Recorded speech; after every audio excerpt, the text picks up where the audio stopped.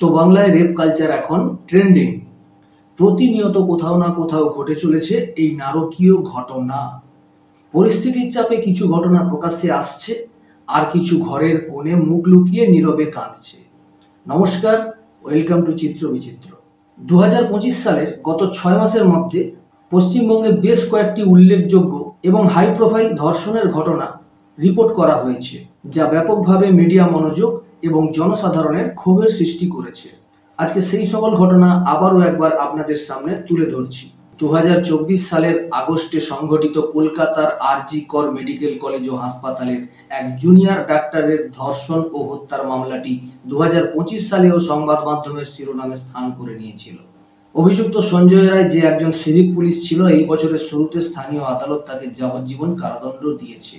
এরপর গত 6 মাসের মধ্যে যে ধরনের ঘটনাগুলো ঘটেছে তার কয়েকটি উল্লেখযোগ্য আমি আপনাদের সামনে আনছি।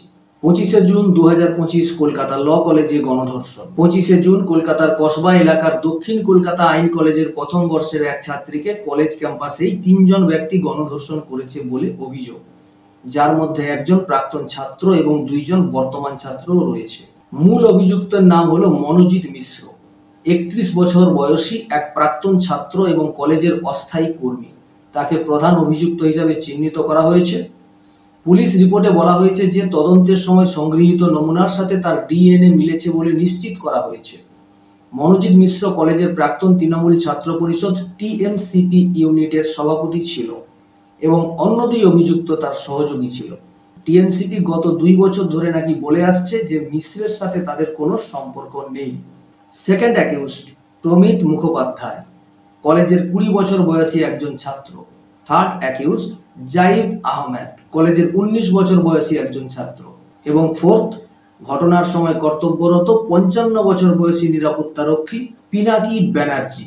হস্তক্ষেপ করতে ব্যর্থ হওয়ার অভিযোগে তাকে গ্রেপ্তার করা হয়েছিল এবং চার্জশিটে তার নামও ছিল। পুলিশ 26শে জুন মনোজিৎ মিশ্র ও জাইব আহমেদকে, 27 জুন প্রমিত মুখোপাধ্যায়কে এবং 28 জুন পিনাকি ব্যানার্জিকে গ্রেপ্তার করে।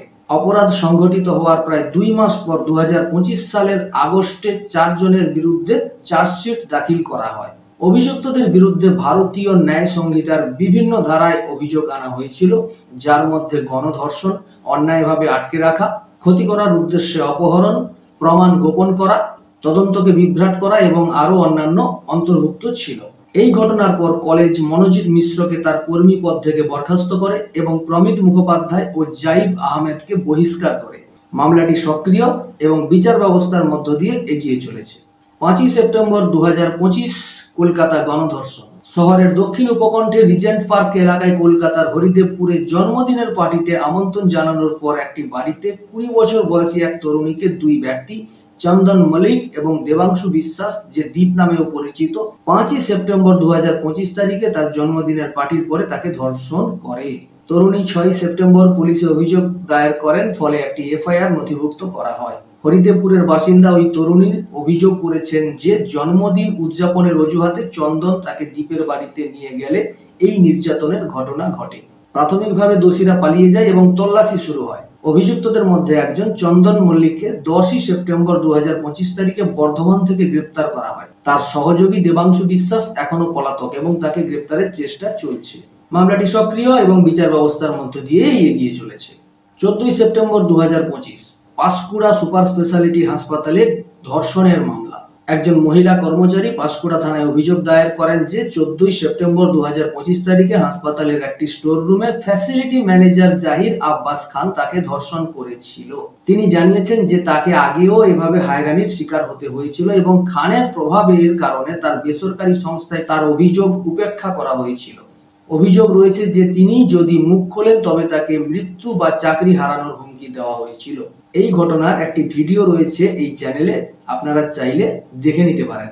গ্রেপ্তারের পর পুলিশ জানিয়েছে যে জাহির আব্বাস একজন রিপিট অফেন্ডার ছিলেন, যিনি 2008 সালে এক নাবালিকাকে ধর্ষণের জন্য পূর্বে গ্রেপ্তার হয়েছিলেন।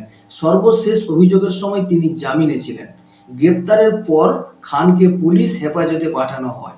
2025 সালের সেপ্টেম্বরের শেষের দিকে অভিযোগটি তদন্তের জন্য পূর্ব মেদিনীপুর জেলা স্বাস্থ্য বিভাগ কর্তৃক 5 সদস্যের একটি কমিটি গঠন করা হয়।